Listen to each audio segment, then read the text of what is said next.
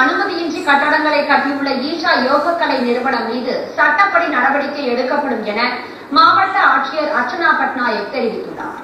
கோவையில் மேற்கு தொடர்ச்சி மலை அடிவாரத்தில் 2,500,000 சதுர அடி பரப்பில் கட்டடங்கள் எழுப்பியுள்ளதாக ஈஷா நிறுவனம் மீது குற்றச்சாட்டு எழுந்துள்ளது.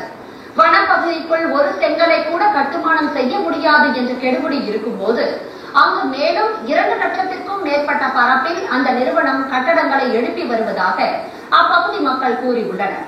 இதன் அடிப்படையில் நடவடிக்கை எடுக்க மாவட்ட நிர்வாகம் தயாராகி வருகிறது. ஈசாவை பொறுத்தவரைக்கும் அவங்க ஏற்கனவே எந்த அனுமதியும் வாங்காம கட்டியிருக்காங்க. அது தொடர்பாக உயர் நீதிமன்றத்திலே அந்த கட்டடங்களை இடிக்கணும்னு சொல்லி நீதிமன்றம் உத்தரவு போட்டிருக்குது. ஆனா அதை இடிக்கணும் நடவடிக்கை எடுக்க வேண்டிய கோப்புகள் மீது அவசரமாக நடவடிக்கை எடுக்கப்படுவதில்லை. விதிமுறை மீறப்பட்டு அதுக்கு அனுமதி வேணும்னு சொன்னா ஒரே நாளில் கொடுப்பாரு நம்ம ஆணையர் அவர்கள்.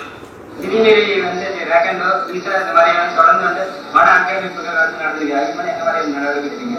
இல்ல, அது சட்டப்பிரகாரம் என்ன நடவடிக்கை கண்டிப்பா இருக்கு. விதிகளை மீறி செயல்படும் நிறுவனங்கள் குறித்து பொதுமக்கள் புகார் அளிக்கலாம் என்றும் மாவட்ட ஆட்சியர் கூறினார்.